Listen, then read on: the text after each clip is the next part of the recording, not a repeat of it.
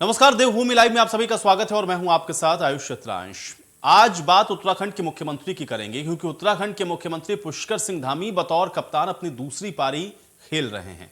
उनके चेहरे पर इस बार विधानसभा का चुनाव लड़ा गया और चुनाव में बीजेपी ने इतिहास रचते हुए सत्ता में दोबारा वापसी की है। लेकिन एक कसक रह गई है मुख्यमंत्री के चेहरे यानी कि पुष्कर सिंह धामी के चुनाव नहीं जीत पाने की। अब चुनाव के बाद मुख्यमंत्री किसको बनाया जाए, इसको लेकर के तकरीबन 10 दिनों तक मंथन चला, लेकिन बीजेपी आला कमान में पुष्कर को बतौर मुख्यमंत्री दूसरी पारी खेलने की अनुमति भी मिल गई।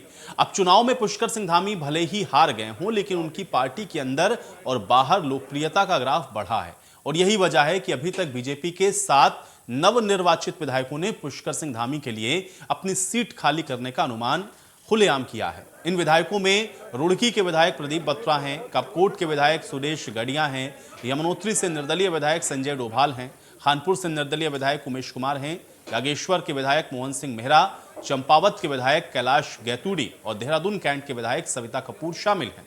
अब मुख्यमंत्री पुष्कर सिंह धामी को यह तय करना है कि वो अपना विधानसभा का चुनाव कहां से लड़ेंगे, क्योंकि अभी उनके सामने 6 महीने के अंदर चुनाव को दोबारा से जीतकर विधानसभा पहुंचने की संवैधानिक मजबूरी है। तो 7 नवनिर्वाचित विधायकों ने इसका ऐलान कर दिया है कि वो अपनी सीट पुष्कर सिंह धामी के लिए छोड़ने के लिए तैयार हैं, लेकिन अब तय ये करना है पुष्कर सिंह धामी को कि आखिर वो कौन सी सीट होगी जहां से पुष्कर सिंह धामी विधानसभा का ये चुनाव लड़ेंगे, क्योंकि 6 महीने के अंदर उनको दोबारा से चुनाव लड़ना होगा, जीतना होगा अगर उनको मुख्यमंत्री के पद पर बने रहना है और यह संवैधानिक तौर पर उनको करना आवश्यक है। और इसलिए अब इसको लेकर के आप देख रहे हैं कि जो कवायद है वो भारतीय जनता पार्टी में शुरू हो चुकी है। माननीय मुख्यमंत्री श्री पुष्कर सिंह धामी जी को संवैधानिक बाध्यता के अनुसार 6 माह में विधायक चुन करके आना है और ये अपने आप में एक महत्वपूर्ण बात ये है कि करीब आधा दर्जन विधायक माननीय मुख्यमंत्री जी के लिए अपनी सीट छोड़ने के लिए तैयार हैं और वे उनसे अनुरोध कर रहे हैं कि वे उनकी सीट पर आकर के विधानसभा का चुनाव लड़ें। निश्चित तौर पर ये उनकी लोकप्रियता का परिचायक भी है और विधायकों का उनके प्रति स्नेह भी है। मुख्यमंत्री जी जहाँ से भी चुनाव लड़ेंगे निश्चित तौर पर वहाँ से भारी मतों से विजयी होकर के आएंगे। ये और फिर से भाजपा सरकार बनने के बाद उत्तराखंड की बागडोर जो है मुख्यमंत्री पुष्कर सिंह धामी को दोबारा दी गई है। वहीं बात की जाए, मुख्यमंत्री पुष्कर सिंह धामी खटीमा से चुनाव हार गए थे, लेकिन उसके बावजूद जो आला कमान है, केंद्रीय नेतृत्व है, उन्होंने मुख्यमंत्री पुष्कर सिंह धामी पर ही दोबारा विश्वास जताया है और उनके हाथ में बागडोर दी गई है। वहीं बात करें तो कई विधायक ऐसे थे जिन्होंने अपनी सीट छोड़ने की पेशकश की थी। हालांकि धामी जी को एक बार दोबारा चुनाव लड़ना है और चुनाव जीतना है, जब भी वह आगे मुख्यमंत्री बने रहेंगे। इन्हीं विधायकों की कड़ी में रुड़की विधायक प्रदीप बत्रा हमारे साथ मौजूद हैं, जिन्होंने सबसे पहले इस तरह की पेशकश की थी। बता जी, बहुत बहुत स्वागत है आपका इंडिया न्यूज़ में। आपने मुख्यमंत्री धामी जी के लिए पेशकश की थी कि मैं अपनी रुड़की की सीट उनके लिए छोड़ दूंगा अगर उन्हें मुख्यमंत्री बनाया जाता है। तो हालांकि मुख्यमंत्री बना दिया गया है और जल्दी उन्हें चुनाव भी लड़ना है। इसको लेकर आप क्या कहना चाहेंगे, किस तरह की आपकी पेशकश थी? देखिए, आज मैं अपनी बात पर कायम हूँ और माननीय मुख्यमंत्री के लिए मैंने सीट का प्रस्ताव रुड़की के लिए रखा था कि अगर वो यहाँ से चुनाव लड़ते हैं तो कम से कम 20,000 वोटों से उनको जिताकर भेजेंगे और रुड़की को एक बना बनाया मुख्यमंत्री मिलेगा। इससे अच्छे सौभाग्य की बात क्या होगी और रुड़की का विकास जो चरम सीमा में पहुँचेगा। हमारा लक्ष्य ये है कि रुड़की का विकास होना चाहिए, रुड़की आगे बढ़ना चाहिए और रुड़की में कोई भी काम बाकी नहीं रहना चाहिए। तो इसके लिए मैंने उनको पेशकश करी थी और प्रस्ताव रखा गया है। अभी सभी सीटों पर विचार चल रहा है, जहाँ से मुख्यमंत्री जी उचित समझेंगे वहाँ से लड़ेंगे और सभी बातों पर विचार हो रहा है और मैं अपनी बात पर कायम हूँ। विधायक जी, बात की जाए, कई और विधायक भी हैं जिन्होंने अपनी तरफ से पेशकश की थी। उसमें चाहे खानपुर से निर्दलीय विधायक की बात करें, उमेश कुमार की बात करें, अन्य विधायकों की बात करें। लेकिन अभी हाल ही में कुछ दिन पहले मुख्यमंत्री जी द्वारा लड़ने की जो घोषणा की गई थी, कहीं और से उन्होंने सीट अपनी इच्छा जाहिर की है। तो इसके बारे में आप क्या कहेंगे कि आखिर अगर निर्णय लिया जाता है रुड़की के लिए तो किस तरह से रुड़की की जनता उनका साथ देगी? देखिए, जनता पूरा साथ देगी और जनता चाहती है कि मुख्यमंत्री यहाँ से लड़ें और मुख्यमंत्री बना बनाए मुख्यमंत्री रुड़की को मिले और जो विकास कर रहे हैं वो बहुत स्पीड से होंगे और एक हॉट सीट जो है रुड़की बनेगी, ऐसा हम चाहते हैं। आगे माननीय मुख्यमंत्री की इच्छा है कि वो कहाँ से लड़ना चाहते हैं, कौन सी सीट उनको सेफ लगती है, ये उनका निर्णय जो है वो अंतिम होगा। जी हाँ, मौजूद थे हमारे साथ रुड़की विधायक प्रदीप बत्रा जी। साफ तौर पर इन्होंने कहा है कि जैसा इन्होंने पहले पेशकश की थी वह अपनी बात पर आज भी कायम है। अगर मुख्यमंत्री पुष्कर सिंह धामी रुड़की से चुनाव लड़ना चाहते हैं तो वे अपनी सीट मुख्यमंत्री जी के लिए छोड़ने के लिए तैयार हैं। अब देखने वाली बात यही होगी कि किस तरह का निर्णय जो है आलाकमान लेती है और मुख्यमंत्री पुष्कर सिंह धामी को कहाँ से अपना चुनाव वो लड़ते हैं। Prince Sharma, India news, Roorkee.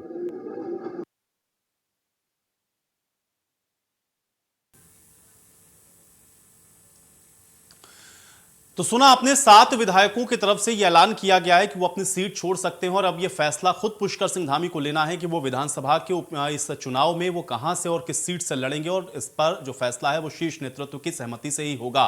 लेकिन ये जो ऐलान किया गया है इसको किस तरह से देखा जाए और क्या चुनौतियां हैं अभी पुष्कर सिंह धामी के सामने इस चुनाव को जीतने की, आज इस पर चर्चा करते हैं। दो बेहद खास मेहमान मेरे साथ जुड़ गए हैं, पहले उनका परिचय आपके साथ करवा देते हैं, फिर चर्चा में आगे बढ़ते हैं। विपिन कैंथोला जी हमारे साथ जुड़ रहे हैं, प्रदेश प्रवक्ता है भारतीय जनता पार्टी के। विपिन कैंथोला जी, बहुत स्वागत है आपका इस चर्चा में। और अमरजीत सिंह जी हमारे साथ जुड़े हुए हैं, प्रवक्ता हैं कांग्रेस पार्टी के। अमरजीत सिंह जी, आपका भी बहुत स्वागत है। विपिन कैंथोला जी, आपसे इस चर्चा की मैं शुरुआत करना चाहूंगा, क्योंकि अभी हम लोग सुन रहे थे और खासतौर से अगर हम लोग देखें इन विधायकों की संख्या तो ये 7 है। 7 नवनिर्वाचित विधायक ऐसे हैं जो कि कह रहे हैं कि वो अपनी सीट छोड़ने के लिए तैयार हैं। अब फैसला इस पर पुष्कर सिंह धामी या आपके शीर्ष नेतृत्व को करना है। किस प्रकार से देखा जाए इस निर्णय को जो कि विधायकों के द्वारा लिया जा रहा है, और ये जो चुनाव है जहां पे पुष्कर सिंह धामी लड़ेंगे या जिस सीट पर, क्या वहां पर एक बड़ी चुनौती आप देखते हैं पुष्कर सिंह धामी के लिए? आपका पहला रिएक्शन चाहूंगा मैं, विपिन कैंथोला जी।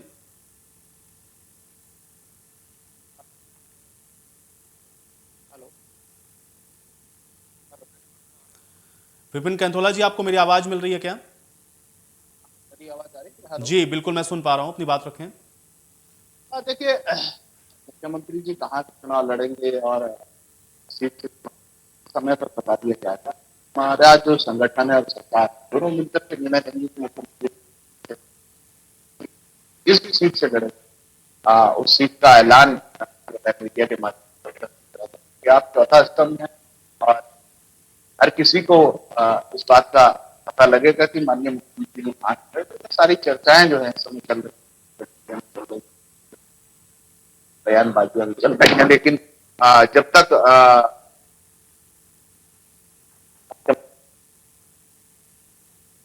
है कहाँ चुनाव लड़े तो ये सब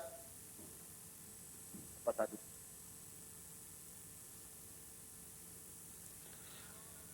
चलिए, विपिन कैंथोला जी से शायद हमारा संपर्क नहीं हो पा रहा, कुछ तकनीकी समस्या। अमरजीत सिंह जी, तब तक मैं आपके पास आता हूं, जो कि अभी हम लोग देख रहे हैं और खासतौर से 7 नवनिर्वाचित विधायक जो कि ये कह रहे हैं कि भाई वो अपनी सीट छोड़ने के लिए तैयार हैं। इसको कांग्रेस पार्टी किस तरह से देखती है और कांग्रेस कितना तैयार है, क्योंकि जहां पे ही पुष्कर सिंह धामी चुनाव लड़ेंगे उसको और उस वहां पर जो नजरें हैं वहां पर कांग्रेस पार्टी की भी होंगी। कैसे देखेंगे इसको आप? निश्चित रूप से साहब, मुख्यमंत्री जी को चुनाव जीतना है। अब भारतीय जनता पार्टी जो हमेशा चुनावी मोड में रहती है, तो वो भी बात स्पष्ट है। एक हारे हुए को उन्होंने मुख्यमंत्री बनाया, चलो अच्छी बात है, उनको दोबारा मौका दिया, क्योंकि जो उन्होंने बातें कही थी उनको पूरा करने के लिए उनको दोबारा मौका दिया जा रहा है। लेकिन चुनाव कहाँ से लड़े, कहाँ से ना लड़े, वो अब मुझे लगता है इतना महत्वपूर्ण नहीं है। अभी समय इनके पास बहुत पड़ा है। लेकिन आज समस्या यहाँ प्रदेश की केवल चुनाव नहीं है। यहाँ पर अब 4 धाम की यात्रा शुरू होने जा रही है, महंगाई अपने चरम पर है, और मुख्यमंत्री जी केवल और केवल इसी कामों में व्यस्त है कि मैं चुनाव कहां से लड़ूंगा। मैं चुनाव रुड़की से लड़ूंगा, मैं डीडी हाट से लड़ूंगा, मैं चुनाव जो है चंपावत से लड़ने का सोच लूं, कहीं मैं चुनाव लड़ने के लिए मैं देहरादून कैंट आ जाऊं। केवल और केवल आप ये देखिए, जो आज की तारीख में मीडिया में मुख्यमंत्री जी के साथ ये विमर्श होना चाहिए था कि उत्तराखंड के साथ जो वायदे किए हमने उस पर हम ध्यान दें, उस पर फोकस करें। चुनाव जीतने के लिए भी 6 महीने का समय है। इतने ही इनके आतुर हो रहे हैं वहां पे विधायक अपने सीट से चुनाव लड़ाने के लिए। मैं तो कहूंगा एक नहीं, उनको 2-3 सीटों से फिर चुनाव लड़ना चाहिए। उनको देहरादून भी ट्राई कर लेना चाहिए, डीडी हाट भी चले जाना चाहिए, चंपावत से भी लेना चाहिए। उनकी कोई मंशा जो है बाकी ना रह जाए। यहाँ स्थिति आप देख लीजिए किस प्रकार से घोटाले सामने आ रहे हैं लगातार। रोज कोई ऐसा दिन अखबार का नहीं है जिस दिन आपके सामने घोटाले ना। अब ताजा घोटाला छात्रवृत्ति का आ गया, उससे पहले सहकारी बैंकों का घोटाला आ गया। किस प्रकार से जो हमारे उपनल के थे कार्यकर्ता, उनको हटाया जा रहा है, कर्मचारी को हटाया जा रहा है। ये स्थिति है। जो इन्होंने कहा उस पर चर्चा नहीं, जो दृष्टिकोण लेके आए थे, दृष्टि पत्र लेके आए थे, उस पर चर्चा नहीं। केवल चर्चाएं आज मीडिया में रह गई हैं। तो ये चर्चाएं रह गई कि मुख्यमंत्री चुनाव कहां से लड़े, और जो समय मिलता है वो उस फूलों गुलदस्ता देने के लिए तमाम कामों के लिए दिल्ली, और दिल्ली से भी यही चर्चा करके आ रहे साहब मैं कहां चुनाव लड़ूं। तो अभी विमर्श इसी पे चल रहा है। उनको मेरा निवेदन है, मुख्यमंत्री जी समय बहुत है। फिलहाल जो आने वाला समय है ये यात्रियों का सीजन है। अब जो उत्तराखंड 2 साल कोविड काल से बेहाल रहा, अब व्यापारियों के लिए, लोगों के लिए, आम जनता के लिए ये कमाने का सीजन है। 2 साल से जनता बहुत नुकसान खा चुकी है। अब इस नुकसान से कैसे उभारा जाए, इस पर थोड़ा ध्यान दें। चुनाव के लिए समय समय पे, जब एक बार तो कहते हैं कि मैं चुनाव में लड़ूंगा, दूसरी तरफ ये अभी विपिन जी ने जैसे कहा कि साहब जो हाईकमान, अरे हाईकमान नहीं तय करना तो मुख्यमंत्री जी को बोलो अपना काम करें। वो काम पर ध्यान दें। जब हाईकमान नहीं तय करना है, ये तो यही नहीं तय कर पा रहे कि हाईकमान तय करेगा या मुख्यमंत्री द्वार द्वार द्वार द्वार विधानसभा घूम करके तय करेंगे मुझे चुनाव कहां से लड़ना है। तो अंतोगत पर मेरा निवेदन आपसे भी ये है और आपके चैनल के माध्यम से जो है भारतीय जनता पार्टी को है कि थोड़ा जनता की चिंता कर लीजिए, बेहतर होगा। चुनाव चलिए लड़ ठीक है, लीजिए। आप जनता की चिंता करने के लिए बैठे हैं, ठीक है। विपिन कैंथोला जी जवाब दीजिए। देखिए, जनता की चिंता भारतीय जनता पार्टी की है और जनता के लिए जो हमने 5 वर्षों में काम किए उसी का प्रतिफल है कि भारतीय जनता पार्टी को प्रचंड सरकार एक बार फिर उसी का प्रतिफल है कि विपिन जी, ये प्रतिफल से आपको सरकार नहीं मिली है। बीच में मत बोलो भैया, बीच में मैं नहीं विपिन बोला जी, ना। मैं कहीं प्रतिफल से नहीं मिली आपको सुनने का सरकार। मादा रखा करो, सुनने का मादा रखा करो। अब देखिए, अब कांग्रेस के लोग इस प्रकार की बातें करते रहते हैं। देखिए, जिनके पास अपना नेता प्रतिपक्ष चुनने का समय नहीं है, जो अपना नेता प्रतिपक्ष नहीं चुन, जिस पार्टी के पास अपना प्रदेश अध्यक्ष नहीं है प्रदेश के अंदर, जिनके पास अपना पार्टी का हमारे आंतरिक मामला है। ये बीच में मत बोलो, बीच में बोलने की आदत खराब है। मुख्यमंत्री हमारा आंतरिक मामला नहीं है, वो राज्य का मामला है। आप ही बोल लो, आप ही बोलो, बोलो, चलो बोलो, फिर कहोगे विपक्ष नहीं, का। तो आपको जवाब अपनी बात का देना है। आप यहाँ कांग्रेस की बात को भैया, लेकर तो मैं जवाब दे रहा हूँ ना, तो आपके बीच में बोला मैं क्या? ये अच्छी बात थी भाई। नहीं, अच्छी बात ठीक है, लेकिन अमरजीत जी ऐसे नहीं होगा। नहीं, अमरजीत जी देखिए, सुनना पड़ेगा। आपने लगातार उनकी पार्टी को लेकर के, मुख्यमंत्री को लेकर के तमाम सवाल उठाए, तो भाई जवाब सुनिए ना उधर से। आपके बीच में बोला क्या मैंने? एंकर महोदय, इनके बीच में बोला क्या मैंने इनको? मैं तो चुपचाप सुनता रहा। अब मेरी बात को सुनिए ना भैया। अगर जो नहीं बोल सकते तो डिबेट में बताया करें, अगर जो नहीं सुन सकते तो बोला करो जी हम तो बोलेंगे, सुनेंगे नहीं हम। आप मुद्दे पे रहिए ना। देख, अरे भैया, तो बीच में मत बोलो ना। देखो, जिस पार्टी के पास अपना राष्ट्रीय अध्यक्ष नहीं, जिस पार्टी के पास अपना प्रदेश अध्यक्ष नहीं, जिस पार्टी के पास नेता प्रतिपक्ष नहीं, सदन की कार्यवाही समाप्त हो गई, वो कहते हैं कि सोनिया गांधी चुनेंगी। अब मैंने तो कहा कि देखिए, हमारा संगठन जो है, संगठन आधारित पार्टी हमारी। मुख्यमंत्री जी को ये फैसला लेना है कि वो कहां से चुनाव लड़ेंगे, वो जिस दिन वो फैसला लेंगे उस दिन बता दिया जाएगा। अभी तो और लोग कहते हैं, ये मीडिया के अंदर चल रही बातें की, मीडिया में जिस प्रकार से बातें चल रही कि यहाँ से लड़ेंगे, वहां से लड़ेंगे, अभी ऐसा कोई स्पेसिफिक बयान नहीं आया है कि मैं यहाँ से लड़ूंगा भाई चुनाव, ये मैं यहाँ से चुनाव लड़ रहा हूँ। जिस दिन वो जिस सीट से चुनाव लड़ने के लिए कहेंगे उस दिन चुनाव लड़ेंगे। और ये 5 वर्षों के अंदर उत्तराखंड के अंदर जो विकास के काम हमने किए हैं, कांग्रेस पार्टी के साथ टीम के चश्मे लगाकर तमाम नेता चलते हैं, उन्हीं टीम के चश्मों के कारण इनका ये असर हुआ है और प्रचंड बहुमत की सरकार उत्तराखंड में भाजपा की बनी है।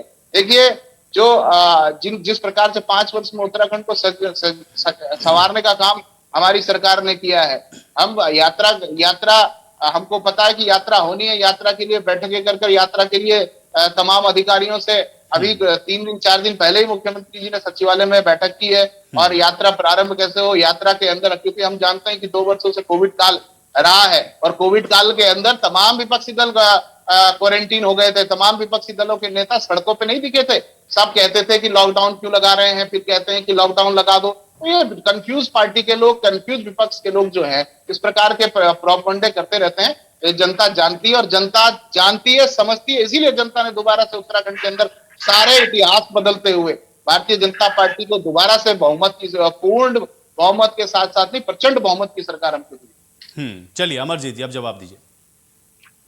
देखिए, इन्होंने कहा कि साहब कि हाईकमान तय करेगा, वो तय नहीं करेगा। यहाँ पर तो मुख्यमंत्री खुद इस बात का विमर्श कर रहे हैं, इन बातों की चर्चा कर रहे हैं। मैं सुन लीजिए ना। अब आप फिर एक तो बीच में दखल दे रहे हैं। आप सुनने का जवाब देते हो तब मैं तो चुप हो गया था ना आपकी बात सुन के। मैंने कहा चलो बोल लीजिए, सच्चाई सुनने का मादा भी रखिए। आपने जो किया आपने, बोलिए। मुख्यमंत्री तो कह रहे साहब मुझे तो आज ही विधायक मान लीजिए अपना, मैं तो चुनाव भी नहीं लड़ा, मान लीजिए। चंपावत में जाके कह रहे हैं 2 दिन के दौरे पे वहां पर वो लगातार। तो सीधा सीधा स्पष्ट ही है, उनकी इच्छा कहीं और है। और बार बार आप जो है हाईकमान पे, और कहां बात रही है जो कांग्रेस की, कांग्रेस ही एक लोकतांत्रिक पार्टी है। आप क्या चलती है डिक्टेटरशिप, जो कि दिल्ली से थोप दिया जाएगा जो जगह आप कहेंगे। ठीक है, ये तो आप अगर खुद बार बार इस बात को कह रहे हैं कि साहब ये तो दिल्ली ने तय करना है। एक तरफ मुख्यमंत्री जगह जगह दौड़ रहे हैं, तमाम विधायक उनके लिए सीटें खाली करने को तैयार हैं, उसके बाद भी निर्णय नहीं कर पा रहे हो कहां से चुनाव लड़ेंगे। हमारा तो ये मानना है कि निश्चित रूप से साहब आपको अग्रिम शुभकामना देते हैं लड़िए चुनाव और जीत के आइए, करिए तो जो जनता से वादे किए थे उन वादों को निभाने काम करिए। और रही बात आपने का काम किया, उत्तराखंड में आपने कोई काम नहीं किया, केवल और केवल जो चुनाव आपने लड़ा है वो जो मोदी जी की या कह लीजिए केंद्र की योजनाएं थी, केवल उनके अपने बलबूते पर चुनाव लड़ा है। यहाँ पर आपकी जितनी भी योजनाएं थी आपने उनको सुन लीजिए, बता दो ना, आपने बोल दिया विपिन जी, आप मेरी बारी है ना, सुन लीजिए। आपकी सरकार रही, काम बता दो ना। मैं बोल लूंगा उसके बाद आप बोल लीजिएगा। विपिन जी आप सुन लीजिए, आपने जो चुनाव लड़ा है केंद्र के जो जितने योजनाएं थी उन पर चुनाव लड़ा है। आपसे जब पूछा जाता था यहाँ के चुनाव मुद्दों पर, आपने एक भी मुद्दा यहाँ बताने का काम नहीं किया कि हमने इन मुद्दों पर चुनाव लड़ा और ये हमारे सक्सेसफुल काम हमारे। और उसके बाद जितने भी काम आपने की, जितनी योजनाएं आप राज्य सरकार की लेकर आए, वो तमाम योजनाओं से आपको यू टर्न मारना पड़ा, ये तमाम है। उसके अलावा भी जितनी सरकार चली वो हाईकोर्ट के द्वारा निर्देशों के द्वारा सरकार चलानी पड़ी। ये स्थिति रही त्रिवेंद्र सरकार में, तीर सिंह सरकार में और वर्तमान सरकार में। ये रहा, आपने तो काम किए होते तो निश्चित रूप से आप जनता के बीच में कोई योजना लेके जाते। आप तो जनता का ध्रुवीकरण के नाम पे आपने तो वोट मांगा। ठीक है, कांग्रेस गई थी ये बातों को लेकर के, जनता के बीच महंगाई का मुद्दा लेकर गई थी, जनता के बीच में स्वास्थ्य सेवाओं का मुद्दा लेकर गई थी, जनता के बीच हम स्कूलों का मुद्दा लेकर के गए थे, हम तो रोजगार की बात करते थे। आपने केवल और केवल जो वोट जीते हैं, आपको वोट मिला है, वो केवल और केवल ध्रुवीकरण की राजनीति करते मिला है। लेकिन सरकार आपकी बनी है, मुबारक। हमारा यह मानना है कि मुख्यमंत्री जी चुनाव की दौड़ में न फंसे, फिलहाल जनता के जो मुद्दे हैं उन पर ध्यान दें, जो आपने अपने दृष्टि पत्र में आपने वादे किए हैं उस पर पूरा कीजिए। हाँ ठीक है विपिन जी जवाब दीजिए। देखिए, जिस प्रकार से कांग्रेस के प्रवक्ता कह रहे हैं, मुझे लगता है कि मैंने कहा ना पहले की टीम का चश्मा पहन के कांग्रेस के लोग चलते हैं। शायद मुझे लगता है कांग्रेस को लोगों को दिखता नहीं कि फ्लाईओवर्स तमाम जो है प्रदेश फ्लाईओवर आपके सरकार में बने। अरे भाई बीच में मत बोलो, तुम्हारी सरकार में बने। फिर आप झूठ बोलेंगे तो बोलूंगा मैं। जब तुम्हारी सरकार में बता दो 10 साल में भैया 10 साल में बता दीजिए ना कि केंद्र की सरकार यूपी की आपकी रही, डबल इंजन की सरकार आपने चलाई, क्या किया उत्तराखंड के लिए? अगर केदारनाथ में आपदा आई थी तो सुनो, आराम से सुनो, बदलने का काम किया वहां पे। आराम से सुनो भाई, अब आराम से सुनो ना। आप आराम से, आपने सवाल किया, मैं जवाब दे रहा सवाल का। अरे भैया आराम से सुनो ना, आपने भी सवाल किया, मैंने जवाब दिया था। तो आपने बोला कि आप अपने टाइम पे बोलो, किसने अपने टाइम पे बोलो?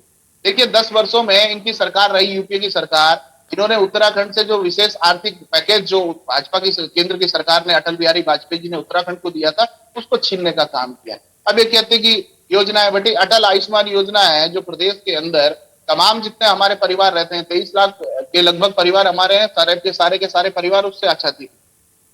हमने ये जब इनकी सरकार यहाँ से गई थी, रुखसत हुई थी 2017 में, तब 1000 डॉक्टर थे उत्तराखंड के अंदर, आज 3000 से ऊपर डॉक्टर, 5 मेडिकल कॉलेज नए स्वीकृत कराने की बात की। और डबल इंजन की सरकार थी भाई हमारी। हमने तो डबल इंजन की सरकार में 2017 में वोट मांगे थे कि डबल इंजन की सरकार दे दीजिए हमें, डबल इंजन चला के दिखाएंगे। तो हमने डबल इंजन की सरकार में वोट मांगा।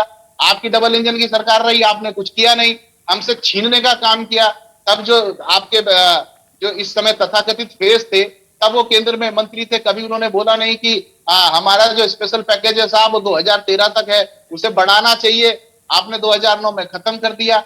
आपने इस स्टेट के, जब ये स्टेट मांगने की बात की थी तो तमाम नेताओं ने ही कहा था आपके, ये उत्तराखंड राज्य नहीं बनना चाहिए, स्पेशल इसको स्पेशल राज्य बना देना चाहिए। तो इस प्रकार की बातें करने वाली कांग्रेस, जो कभी भी उत्तराखंड के लोगों के साथ खड़ी नहीं रही और केवल तुष्टीकरण की राजनीति करने का काम आपने किया। हमने थोड़ा ना बोला भाई कि ये यूनिवर्सिटी बना दो, उस यूनिवर्सिटी को बना दो। आज अगर जो बोला तो आप लोगों ने उसको हटा भी तो दिया। आपका उपाध्यक्ष था, आपका नेता था, तो आपके नेताओं के ऊपर आपका कंट्रोल नहीं, आपके पास नेतृत्व नहीं, आपके पास सोच नहीं, आपके पास उत्तराखंड के लिए आप कहेंगे कोई आपका कोई ब्लूप्रिंट नहीं कि हम करेंगे क्या। आपको 10 साल इस प्रदेश के अंदर मौका मिला, आपने केवल उत्तराखंड के अंदर छलने के अलावा कुछ काम नहीं किया, उत्तराखंड के अंदर अनस्टेबिलिटी देने के अलावा कुछ काम नहीं किया। हमने तो डबल इंजन की सरकार में वोट मांगे, इसलिए डबल इंजन की सरकार ने चाहे एयर कनेक्टिविटी हो, चाहे रेल कनेक्टिविटी हो, चाहे सड़क कनेक्टिविटी हो, तमाम क्षेत्रों में, चाहे चिकित्सा का क्षेत्र हो, आप देखेंगे कोविड काल के दौरान, अगर जो कोविड काल के दौरान से पहले आपकी सरकार थी 2017 में, किसी हॉस्पिटल में, दून हॉस्पिटल को छोड़ करके वेंटिलेटर नहीं थे। अरे भैया धिक्कार है ऐसी सरकार की आपकी। हमको पूरा आज आप देखें 13 के 13 जनपद हॉस्पिटल्स में वेंटिलेटर है, आईसीयूज हैं। इतना काम भारतीय जनता पार्टी की सरकार ने किया। आपने क्या किया? केवल धरना देने का काम किया, मेरे को मुख्यमंत्री नहीं बनाओगे। अरे भाई सरकार तो आने दो, मुंगेरी लाल के हसीन सपने देखने लगे, सुबह 4 बजे से उठ करके टीवी चैनलों में बैठ गए कि भाई अब सरकार आ रही है, हम ये करेंगे, अब वो करेंगे, अब ऐसा करेंगे, वैसा करेंगे।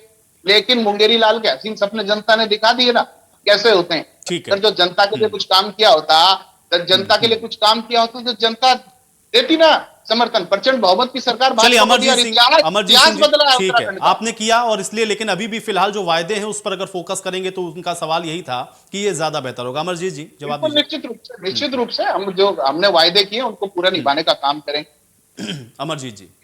जी जी, इन्होंने अपनी पूर्ववर्ती सरकार का जो है पूरा गुणगान इन्होंने कर दिया। ये भूल गए कि जब डबल इंजन सरकार थी, परिसंपत्तियों का मामला अभी तक नहीं पूरा सुलझा।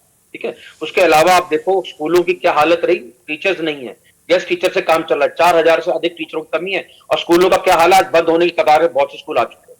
अस्पतालों का क्या हाल है, जिन अभी भाई साहब ने बताया, युगविंद जी ने, कि तमाम हमने अस्पताल खोल दिए, वहां पे आईसीयूज बने पड़े, तमाम बने, केवल और केवल रेफरल सेंटर बन के रह गए हैं। और रही बात, वो भी छोड़िए आप, मैं आपको देहरादून की बात बताता हूँ। यहाँ का जो मेडिकल कॉलेज है, दून मेडिकल कॉलेज, वहां पर पिछले 5 सालों में ये लोग एक एमआरआई मशीन नहीं लगा सके। कोविड काल में क्या हाल हुआ जनता का, ये आप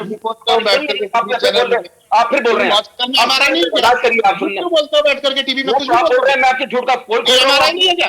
मैं आपके झूठ की पोल खोल रहा हूँ, आप सुनने को तैयार नहीं है। झूठ बोल के आप टीवी मैं कह चैनल रहा हूँ, झूठ की पोल खोल रहा हूँ, आप सुनने को तैयार नहीं है। आप बर्दाश्त सुनिए ना, आपने बात जो गुणगान कर रहे हैं, मैं तो झूठ बोल करके झूठ बोल करके ये हाल हुआ जनता देखती है, हंस रही होगी आप पर। चलिए ठीक है, अब आप लोग के आरोप प्रत्यारोप के बीच में चर्चा मुझे यही समाप्त करनी पड़ेगी, मेरे पास समय नहीं। आप लोग का शुक्रिया अपना समय निकालने के लिए, आज इस चर्चा का हिस्सा बनने के लिए। हालांकि अब पुष्कर सिंह धामी चुनाव कहां से लड़ेंगे ये पुष्कर सिंह धामी को तय करना है, लेकिन हाँ, जिस तरह से विधायकों ने अपनी अपनी सीटें खाली करने का ऐलान कर दिया है, अब देखना ही होगा इनमें से कौन सी वो सीट होती है जहां पे पुष्कर सिंह धामी इस बार आपको विधानसभा का चुनाव लड़ते हुए देखेंगे। आज देवभूमि लाइव में मेरे साथ फिलहाल इतना ही।